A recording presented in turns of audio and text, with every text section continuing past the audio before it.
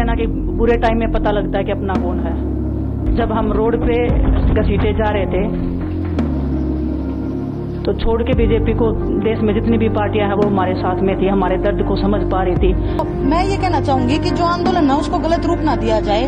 मेरे पास भी ऑफर आए बड़े, ये उनका व्यक्तिगत फैसला है, पर्सनल चॉइस है उनकी कि वो पार्टी में जाना चाहते हैं। बाकी मेरा मानना ये है कि कहीं ना कहीं हमें त्याग कर देना चाहिए। हरियाणा विधानसभा चुनाव के लिए कांग्रेस ने अपनी पहली सूची में 31 उम्मीदवारों का ऐलान किया है, जिसमें मशहूर पहलवान विनेश फोगाट जुलाना सीट से चुनाव लड़ेंगी।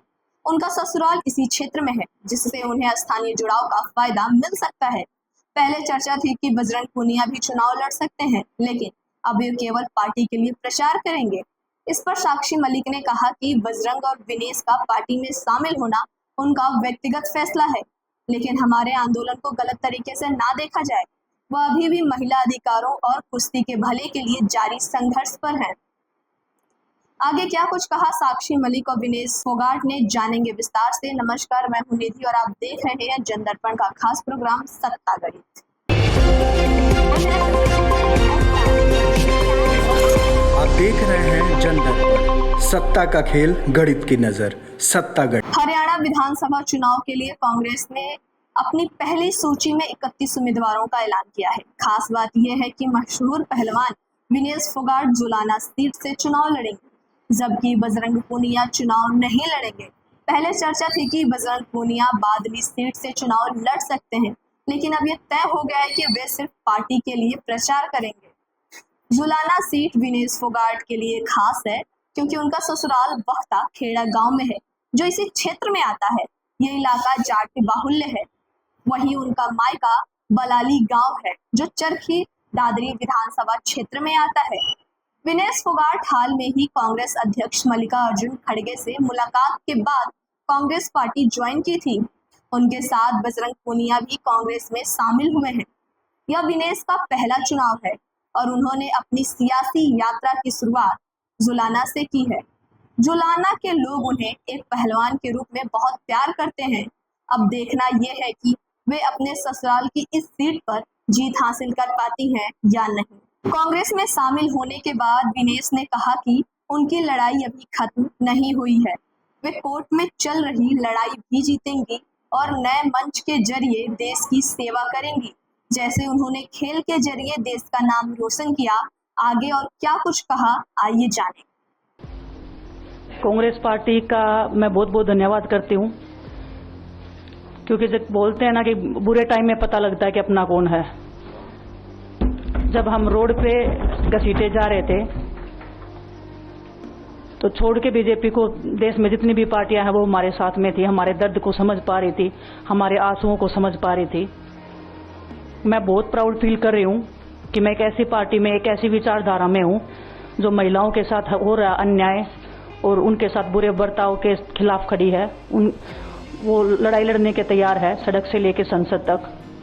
और मैं विश्वास दिलाती हूँ पूरे देशवासियों को कि जो मेहनत, जो लगन से हमने रेसलिंग में काम किया है, हम चाहते हैं कि देश के हर एक नागरिक को जो दर्द, जो तकलीफ हमने झेली है, खासकर महिलाओं के लिए, हर एक उस महिला के साथ में हम खड़े हैं जो अपने आप को लाचार, अपने आप को बेबस समझती है। रेसलिंग में मैंने पूरा कोशिश किया कि मैं जितनी भी महिलाओं को, छोटी बच्चियों को इंस्पायर कर सकती हूँ। मैं चाहती तो मैं जंतर मंतर पे रेसलिंग छोड़ सकती थी और सभी लोग भी मान रहे थे, पूरा देश इस चीज़ को विश्वास कर रहा था, क्योंकि बीजेपी आईटी सेल ने उस चीज़ को साबित करने की कोशिश की थी कि हम चले हुए कारतूस हैं, हम ख़त्म हो गए हैं, हम पॉलिटिक्स कर रहे हैं। उन्होंने बोला मैं नेशनल नहीं खेलना चाहती, मैंने नेशनल चैंपियनशिप खेला। उन्होंने बोला ये ट्रायल्स दे के नहीं जाना चाहते, मैंने ट्रायल्स भी दिया। उन्होंने बोला कि ओलंपिक्स लेवल तक नहीं जाना चाहते, मैं ओलंपिक्स में गई, मैं फाइनल्स में गई। अनफॉर्चुनेटली परमात्मा को कोई और चीज मंजूर होगी। साक्षी मलिक ने कहा कि बजरंग पूनिया और विनेश फोगाट शायद पार्टी में शामिल हो सकते हैं। यह उनका पर्सनल फैसला है कि वे पार्टी ज्वाइन करना चाहते हैं या नहीं, लेकिन हमारे आंदोलन को गलत तरीके से ना देखा जाए। मैं आज भी महिलाओं के लिए अपनी लड़ाई जारी रखे हुए हूँ। मैंने हमेशा कुश्ती के बारे में सोचा है और कुश्ती के भले के लिए काम किया है और आगे भी करती रहूंगी। मुझे भी बड़े बड़े ऑफर मिले। और आगे क्या कुछ कहा साक्षी मलिक ने, आइए जानें। उनका व्यक्तिगत फैसला है, पर्सनल चॉइस है उनकी कि वो पार्टी में जाना चाहते हैं। बाकी मेरा मानना ये है कि कहीं ना कहीं हमें त्याग कर देना चाहिए और बाकी जो हमारा जो आंदोलन था, जो बहन बेटियों की लड़ाई थी, वो उसको गलत रूप ना दिया जाए। मैं अभी भी उस पर डट के खड़ी हूँ।